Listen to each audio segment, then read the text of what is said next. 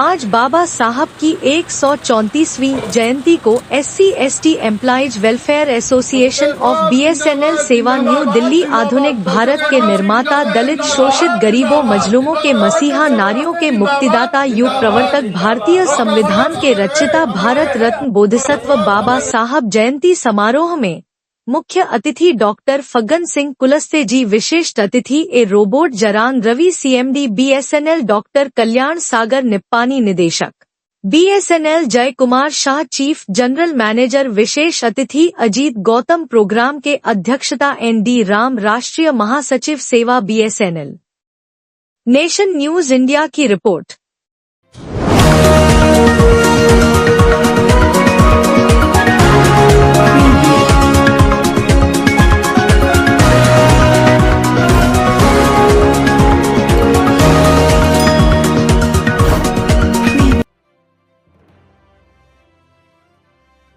सबसे पहले मैं तथागत बुद्ध को नमन करता हूँ और देश में जन्मे सभी संतों और गुरुओं को नमन करते हुए, जिनमें मुख्य रूप से सामाजिक क्रांति के अग्रदूत महात्मा ज्योतिराव फुले, हमारे आधुनिक भारत के निर्माता, नारियों के मुक्तिदाता, भारतीय संविधान के मुख्य रचयिता बोधिसत्व बाबा साहब डॉक्टर भीमराव अम्बेडकर के चरणों में नमन करते हुए, हम धरती आबा कहे जाने वाले बिरसा मुंडा जी को नमन करते हुए आज के इस सभा के मुख्य अतिथि, बहुत ही सम्मानीय अनुसूचित जाति जनजातियों के पार्लियामेंट्री कमेटी के चेयरमैन डॉक्टर फग्गन सिंह कुलस्ते साहब, आज की सभा में उपस्थित हम सभी के बहुत ही प्रिय और बहुत ही सपोर्टिव एक हमारे डायरेक्टर HR साहब निपानी साहब, हमारे CNTH नॉर्थ के मुखिया, एक बहुत ही ऊर्जावान और बहुत ही तेज तरार हमारे ऑफिसर, मुख्य महाप्रबंधक शाह साहब, इस सभा में उपस्थित हम सभी के लिए एक अनमोल रत्न, हमारे देश के अनमोल रत्न माननीय अजीत गौतम साहब, जिन्होंने बाबा साहब डॉक्टर अम्बेडकर को अपनी आंखों से देखा। जैसे आज हम उनके साथ बैठते हैं तो हमें एहसास होता है, ऐसा लगता है कि हम डॉक्टर अम्बेडकर के साथ बैठे हुए हैं। तो ये अपने यंग एज में बाबा साहब डॉक्टर अम्बेडकर के साथ में रहे हुए हैं, पूरी जिंदगी मानव कांसी राम साहब के साथ इन्होंने काम किया। इस सभा में उपस्थित हमारे प्रिय मित्र Arsul ji, SNA general secretary, और Ravi Singh ji, AIJTO general secretary, देवाब जनरल सेक्रेटरी गुप्ता जी, और सिगोवा जनरल सेक्रेटरी सोनी जी, और हमारे मंच पे उपस्थित सागर साहब, हमारे यहाँ पे जो PS साहब बैठे हुए हैं, मेंबर ऑफ पार्लियामेंट,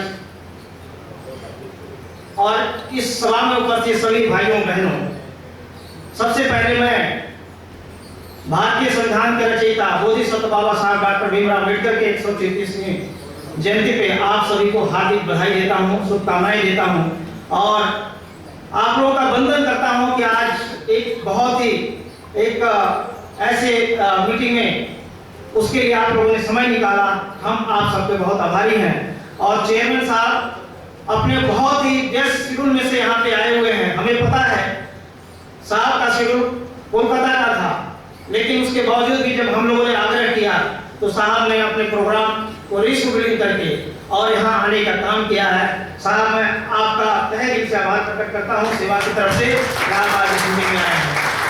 मैं अपने डायरेक्टर साहब का बहुत ही आभार प्रकट करना चाहता हूँ। मुझे मालूम है कि आज बोर्ड की मीटिंग है, CMD साहब शायद अभी तक आए नहीं है, लेकिन अभी भी आने की उम्मीद है। उन्होंने मुझे बोला है कि मैं maybe 5 minutes 10 minutes but I will come.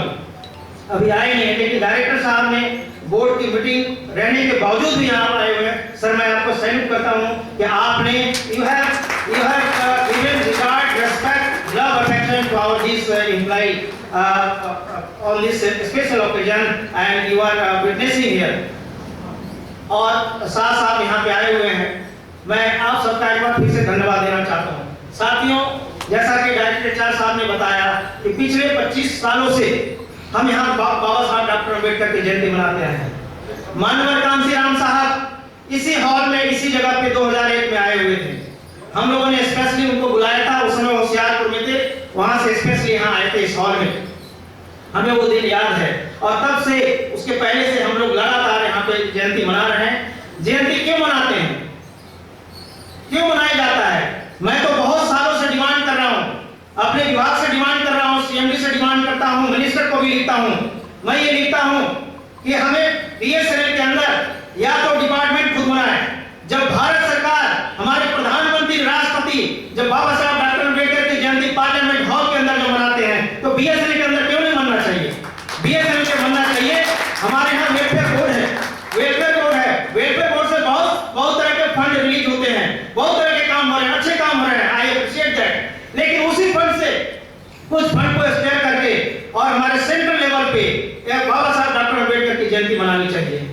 वैसे तो बात करने के लिए और भी है। मैं आदरणीय सम्मानीय हमारे चेयरमैन साहब हैं, साहब आपसे हमें बहुत उम्मीद है। आप दूसरी बार ये पदभार ग्रहण किए हैं, दूसरी बार पदभार ग्रहण किए। हमें याद है जब हमारा केरला में मीटिंग हुआ था, उस समय आप ही चेयरमैन थे। हमारी मीटिंग हुई थी पार्लियामेंट्री कमेटी के, रिमोट हुआ था केरला में, वहां पे साहब ने सबको बुलाया था। श्रीवास्तव साहब उस समय हमारे सीएमडी थे और वहां पे हमारा सब्सक्रिप्शन डिडक्शन का बहुत प्रॉब्लम हो रहा था। साहब ने ऐसा दिशा निर्देश दिया और उन्होंने बोला कि हमें अगले महीने से सब्सक्रिप्शन डिडक्शन हम देखना चाहते हैं और नहीं तो उसके बाद आप लोग जाना। और मैं आपको धन्यवाद देना चाहता हूं और सभी लोगों को आज जान लेना चाहिए कि हमारा सब्सक्रिप्शन डिडक्शन जो आया, साहब के प्रयास के कारण हमारा सब्सक्रिप्शन फ्रॉम सैलरी आया है। सर आपसे इसलिए जब आप दूसरी बार जब चेयरमैन बने हैं, आपसे बहुत सारी हमारी उम्मीदें हैं, क्योंकि आपने उम्मीदों पे खरा आप उतरे हैं, इसलिए आपसे उम्मीदें हमारी और भी बढ़ रही है। जैसे कि हमारे साथी यहाँ पे हमारे जो जनरल एसोसिएशन है, सर्विस एसोसिएशन, ये जॉइंट एसोसिएशन के लीडर है, जनरल सेक्रेटरी। मैं पिछले मीटिंग में भी इनको एक साथ लाने का काम किया और सारे इंडियन एसोसिएशन को हमने कहा कि अगर आप दोनों, खास करके आप दोनों अगर मिलकर चले बीएसएनएल के अंदर में, तो बीएसएनएल में एक भी समस्या नहीं रहेगी। क्योंकि हमारे जो ऐसे हमारे इतने सुलझे हुए डायरेक्टर एचआर यहाँ पे है, तो हमारी समस्याओं का समाधान होने में कोई कमी नहीं, मतलब वो हल ही होने वाला है, वो बिल्कुल हल होने वाला है। लेकिन आप लोग एकजुटता के साथ एक बिल्कुल यूनिक डायरेक्शन होकर चलना है, क्योंकि मैनेजमेंट को तो बहाना चाहिए, मैनेजमेंट को बहाना चाहिए। अगर दो रास्ते जाएंगे, मैनेजमेंट तो खुश रहेगा कि ठीक है आप इधर जाओ उधर जाओ। अगर आप एक साथ चलेंगे और सेवा आपके साथ हमेशा है। हम जो जनरल क्राउड के लिए, एक सारे एम्प्लॉय के लिए सेवा हमेशा, मैं तो कहता हूँ आपके साथ क्या, मैं आपसे आगे चल के काम करने के लिए तैयार बैठा हुआ हूँ और मैं करता भी साथी हूँ। तो मैं यही कहना चाहता हूँ, मैं कुछ ज्यादा नहीं कहूंगा, हमें चेयरमैन साहब को सुनना है। लेकिन हमारे जो कुछ बिंदु हैं, डायरेक्टर साहब आपको मैं धन्यवाद देना चाहता हूँ। हम पिछले बार ये प्रयास हमने किया था, ये ऑडिटोरियम जो है CTO auditorium, CTO is now nowhere in existence. तो हमने बोला कि किसी तरह का किसी को कोई एतराज नहीं है। अगर सीटीओ ऑडिटोरियम है, इस ऑडिटोरियम का नाम अगर डॉक्टर अम्बेडकर ऑडिटोरियम कर दिया जाएगा तो इसमें कोई फाइनेंशियल इम्प्लीकेशन नहीं है और ये इतिहास बनेगा, एक मिसाल बनेगा। हमने पीछे चोपड़ा साहब के समय भी हमने बात किया था और ये प्रोसेस में हो गया था। यहाँ पे स्टैचू भी हमने लाने का प्रयास कर दिया था, लेकिन वो किसी कारणों से साहब को जल्दी जाना पड़ा और इस तरह से वो नहीं हो पाया। कोई बात नहीं, अब हो जाएगा, हमें खुशी है और मैं साथ से रिक्वेस्ट करता हूँ इसको प्रोसेस करके इसका रिन्यूअल कर दिया जाए। इससे आने वाले पीढ़ी जो है आप सबका हमेशा आभार प्रकट करेगी। और इसके साथ जैसा कि हमारे साथियों ने कहा, हम और कुछ नहीं चाहते, हम कोई ऐसा नहीं चाहते कि हमें कोई जो इनलेजिटिमेट हमें राइट्स हमें चाहिए, कोई ऐसा चीज हमें चाहिए जो नहीं है। हम वही चाहते हैं जो बाबा साहब डॉक्टर अम्बेडकर ने संविधान में उन्होंने लिखा है, संविधान के माध्यम से हमें जो मिला हुआ है। हम इससे ज्यादा कुछ मुझे इससे कम भी नहीं चाहिए। अगर कम मिलने का देने का कोशिश किया जाएगा तो हम उसको कभी बर्दाश्त नहीं करेंगे। मैं ये कहता हूं कि सेवा बीएसएनएल एक एसोसिएशन है, एक यूनिक एसोसिएशन है सर पूरे ऑल इंडिया में, जहां की ग्रुप ए से लेकर ग्रुप डी हमारे सीजीएम भी मेंबर हैं, हमारे क्लास 4 के एम्प्लॉय भी मेंबर हैं, सभी यहाँ पे मेंबर हैं। एक यूनिक आइडेंटिटी है क्योंकि सभी लोग हमारे यहाँ पर एक साथ हमारे मेंबर हैं और काम कर रहे हैं। और सबसे पहले हम बीएसएनएल को फर्स्ट रखते हैं। बीएसएनएल का भला होना चाहिए, कर्मचारियों का भला होना चाहिए, लेकिन उसके साथ साथ हमारे जो कॉन्स्टिट्यूशनली ग्रांटेड राइट्स है उस राइट्स का भी हमें नहीं होना चाहिए, राइट्स भी हमें मिलने चाहिए। उसी के लिए भारत सरकार ने प्रोविजनिंग किया है। हमारे 3 कॉन्स्टिट्यूशन बॉडीज हैं, 3 कॉन्स्टिट्यूशन बॉडी हैं। Honourable parliamentary committee on the welfare of SC जिस चेयरमैन साहब हमारे यहाँ पे बैठे हुए हैं, honourable national commission for scheduled caste, honourable national commission for scheduled tribe. Sir मैं ये बात इसलिए कहना चाह रहा हूँ, हम बात बीच में आती है कभी कभी, तो मैं कहता हूँ कि हम सबसे पहले बात अपनी आवाज अपने मैनेजमेंट के साथ रखते हैं, लेकिन अगर हमारी आवाज यहाँ पे नहीं सुनी जाएगी या दबाने की कोशिश किया जाएगा तो हमारे लिए 3 पार्लियामेंट्री कमेटी है, 3 पार्लियामेंट्री जो हमारी कॉन्स्टिट्यूशन बॉडी है, हम वहां पे जाते हैं, जाते रहे हैं, जा रहे हैं आज भी और आगे भी जाएंगे। जैसे आप लोगों ने अभी देखा होगा कि अभी जो एक कैचअप लागू करने के लिए एक हाई कोर्ट ने एक दिशा निर्देश दिया, वो भारत सरकार के गाइडलाइन के खिलाफ है, डीओपीटी के खिलाफ है। हमने करीब 55 मेंबर ऑफ पार्लियामेंट को हमने लेटर लिखा, 55 मेंबर पार्लियामेंट को लेटर लिखा, चेयरमैन साहब को लिखा, चेयरमैन साहब ने भी आगे उसको मंत्री साहब को लिखा, लेकिन वो सारा उधर से यहाँ पे कम्युनिकेशन हुआ, लेकिन समय इतना कम था, 25 तारीख को वहाँ पे चंडीगढ़ में डेट था हाई कोर्ट का और हमें कोई और रास्ता नजर नहीं आता। हम सुप्रीम कोर्ट गए और सुप्रीम कोर्ट से एक दिन पहले 25 तारीख को चंडीगढ़ में डेट था, 24 तारीख को उस ऑर्डर पे हमने स्टे लाया। हमारे साथियों में खास करके अकाउंट्स करने वाले जो साथी हैं, हमारे मुकेश जी हैं, पुष्पीर जी हैं, विजय पाल जी हैं और अंजलि मैडम हैं, इन लोगों ने बहुत अच्छे तरह से कोऑर्डिनेट किया और इस तरह से आज वो स्टे लगा। साहब यहाँ पे कैचअप लगाने की साजिश हो रही थी। हम कहते हैं, हमने दिखाया कि ये पार्लियामेंट्री कमेटी का गाइडलाइन है। अगर कोई कोर्ट अगर भारत सरकार के स्टैंड के खिलाफ जाता है, आपको क्या करना है? आपको उस कोर्ट के ऑर्डर को नहीं देखना है, आपको चैलेंज करना है, आपको चैलेंज करना है और तब तक चैलेंज करना है lower court, high court, supreme court तक जाना है। तो अब बहुत अच्छा माहौल है कि उस ऑर्डर को सुप्रीम कोर्ट ने स्टे लगा दिया है और मेन जो केस है जनरल सिंह का वो अभी पेंडिंग है, पता नहीं कब से जाएगा। लेकिन इन द मीनवाइल जो सुप्रीम कोर्ट ने, ऑनरेबल सुप्रीम कोर्ट ने जजमेंट ऑलरेडी 2022 में 28 जनवरी 2022 को ऑलरेडी एक ऑर्डर, इंटरिम ऑर्डर दिया हुआ है और उसमें सुप्रीम कोर्ट ने क्लियर कट कहा है कि आप प्रमोशन प्रोसेस को रोक नहीं सकते, आप प्रमोशन प्रोसेस को कंटिन्यू करिए। और आज हमारे बीएसएनएल के अंदर टेलीकॉम में और अदर स्ट्रीम में सारे प्रमोशन हो रहे हैं, सारे promotion as per the DOPT guideline हो रहे हैं। मैं धन्यवाद देना चाहता हूं डायरेक्टर साहब को, बीएसएनएल मैनेजमेंट को, कि सारे प्रमोशन जो डीओपीटी गाइडलाइन के साथ हो रहा है। मैं यहां भी यही एक्सपेक्ट करता हूं कि अकाउंट्स में भी जो एओ टू सीओ का प्रमोशन है इमीडिएटली होना चाहिए विदाउट एनी फर्दर डिले, क्योंकि ऑलरेडी 5-6 साल डिले हो चुका है। तो मैं यही कहना चाहता हूं, तो मुझे डीओपीटी गाइडलाइन जो है उसके मुताबिक हमें राइट चाहिए, हमें और कुछ नहीं चाहिए, हमें और कोई एक्स्ट्रा नहीं चाहिए। मैं यही कहना चाहता हूं, जो भी पॉलिसी है हमारी भागीदारी है, बहुत सारी बीएसएनएल में कमेटियां हैं, बहुत सारी कमेटियां हैं, बहुत सारी कमेटियों में हमें बुलाया जाता है, लेकिन बहुत सारी ऐसी कमेटियां हैं उसमें हमें नहीं बुलाया जाता, जबकि हमारी भागीदारी, हमारी जो परसेंटेज है उससे कम नहीं बल्कि ज्यादा ही है, उससे ज्यादा ही है। अब बीएसएनएल के अंदर में वो भागीदारी हमें चाहिए। और एक चीज मैं ये कहना चाहता हूं, जो बैकलॉग वैकेंसी रिस्ट्रक्चरिंग जो हुआ है, रिस्ट्रक्चरिंग बीएसएनएल में हुआ, रिस्ट्रक्चरिंग का रिव्यू होना मस्ट है, क्योंकि जो रिस्ट्रक्चरिंग के बाद जो पोस्टें आई हैं, पोस्ट का प्रोपोर्शनेट नहीं है, पोस्ट प्रोपोर्शनेट नहीं है। मैं देखता हूं कि बहुत जगह पे हमारे जीएम्स बैठे हुए हैं, जीएम्स बैठे हुए, लेकिन वहां एक भी डीजीएम नहीं है। क्या बिना डीजीएम के जीएम के जस्टिफिकेशन है? बिना डीजीएम के जीएम के बैठने का जस्टिफिकेशन है तो वहां डीजीएम भी होना चाहिए। बहुत सारे कैडर हैं इलेक्ट्रिकल में, जेडीओ में, वहां पे जितने लोग हैं उससे भी कम वहां पे जो है सैंक्शन स्ट्रेंथ है, बहुत सारे हैं। अभी बहुत सारे ऐसे हैं सिविल में, इलेक्ट्रिकल में, इस तरह के सिचुएशन है। तो रिस्ट्रक्चरिंग का रिव्यू होना बहुत जरूरी है। और अब मैं स्पेशली कहना चाहता हूं कि डीजीएम कैडर में बहुत ही कम मतलब रिस्ट्रिक्ट रखा गया है, रिस्ट्रिक्ट करने के बाद उसको रिव्यू होना चाहिए और एक अच्छा खासा उसमें नंबर में सैंक्शन तो सैंक्शन होना चाहिए। ये मैं कहना चाहता हूँ। हमारे बैकलॉग वैकेंसी है, बैकलॉग वैकेंसी रिस्ट्रक्चरिंग के नाम पे, रिस्ट्रक्चरिंग नाम पे बैकलॉग खत्म कर दिया गया है। हम ये चाहते हैं जो गाइडलाइन है भारत सरकार के कि रिस्ट्रक्चरिंग या कुछ भी हो, बैकलॉग वैकेंसी को खत्म करने से पहले एससी का अगर वैकेंसी है तो एससी कमीशन से पूछना चाहिए, एसटी का अगर वैकेंसी है तो एसटी कमीशन से पूछना चाहिए, लेकिन बिना एसटी कमीशन और एससी कमीशन को पूछे हुए बैकलॉग वैकेंसी को खत्म कर दिया गया है। तो ये मेरे समझ से ये सही नहीं है। इस चीज पे हमें गंभीरता से सोचना चाहिए और हमारी बैकलॉग वैकेंसी को रिस्टोर करना चाहिए।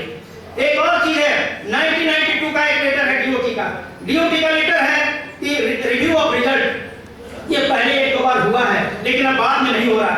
1992 का लेटर है, उसमें ये है कि जो एससी के लोग हैं, कोई कॉम्पिटिटिव एग्जाम होता है, अगर 20% अगर क्वालिफाइड है, 20% आया है और एसटी में 15%, उसको रिव्यू करके अगर वैकेंसी एग्जिस्ट कर रहा है, अगर वैकेंसी एग्जिस्ट कर रहा है तो और कैंडिडेट अवेलेबल है तो रिव्यू करके 15-20 वाले को आपको रखना है। लेकिन आज नहीं हो, आज ये इंप्लीमेंट नहीं हो रहा। ये डीओटी का लेटर है 1992, शायद 30 सितंबर 1992 का लेटर है। हम बार-बार यहाँ पे लेटर लिख के देते हैं कि इसको इंप्लीमेंट होना चाहिए। तो मैं रिक्वेस्ट करता हूँ डायरेक्टर साहब से इसको संज्ञान में और ये चीज पे ये होना चाहिए।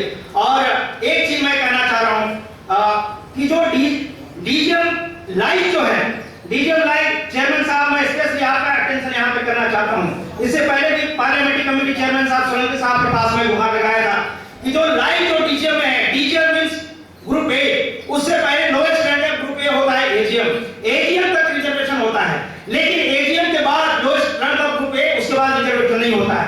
लेकिन एजीएम को डीजीएम में कॉम्पिटिटिव एग्जाम लाया जा रहा है, कॉम्पिटिटिव एग्जाम लाया जा रहा है। जो भारत सरकार में ऐसा नहीं है, डीओपीटी में ऐसा नहीं है। डीओपीटी हर डिपार्टमेंट में डीओपीटी के गाइडलाइन के मुताबिक प्रमोशन हो रहा है, वहां कोई कॉम्पिटिटिव एग्जाम नहीं है। एक बार अगर ग्रुप ए बन गया वो सीनियरिटी से आगे बढ़ता रहेगा।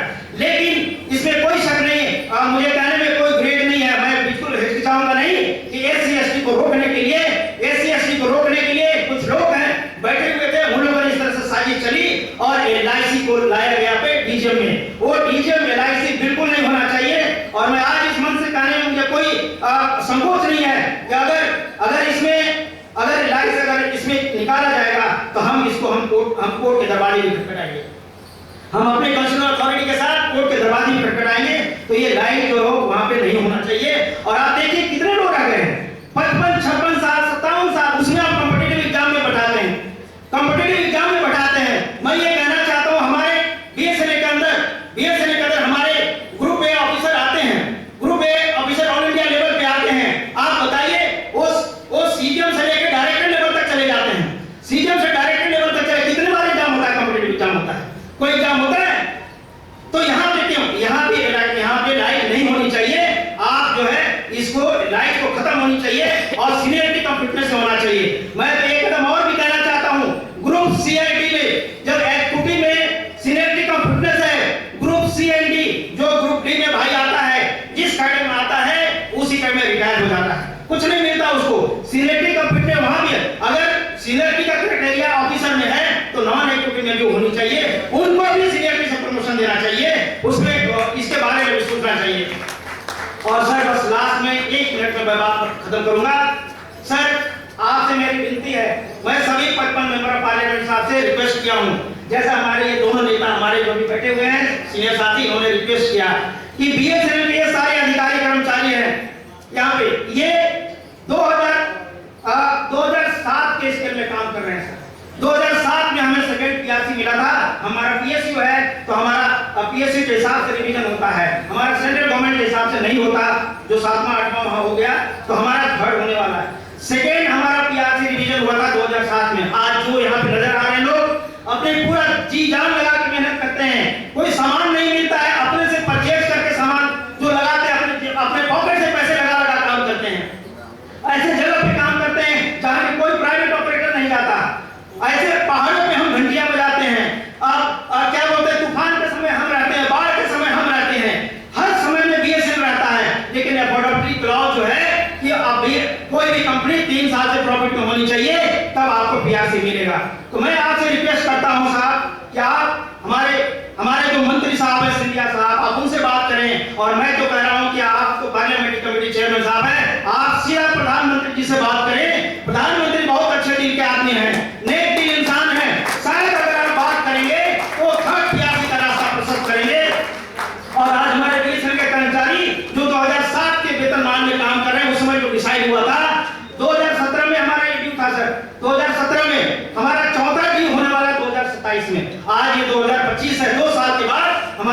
पीआर ड्यू होने वाला है। तो आप थर्ड पीआर से दिलाने के लिए आप कोशिश करिए। बीएसएनएल के कर्मचारी जो इतने अभी हैं, करीब 55-60 लाख कर्मचारी और करीब 10 लाख लोग बीएसएनएल के हैं जो हमारे डिपेंडेंट हैं, जो अधिकारी हैं, वो सारे आपका राह देख रहे हैं। थर्ड पीआर से दिलाने के लिए आप कोशिश करें। पूरा बीएसएनएल आपका आभार प्रकट करेगा, आपका आभारी बन रहेगा। इसके साथ मैं आप सभी का एक बार फिर से तहे दिल से धन्यवाद देना चाहता हूं कि आप यहाँ पे आए हैं और मैं इसके साथ अपनी वाणी को विराम देना चाहता हूं। जय भीम, जय Bharat. Press the bell icon on the YouTube app and never miss another update.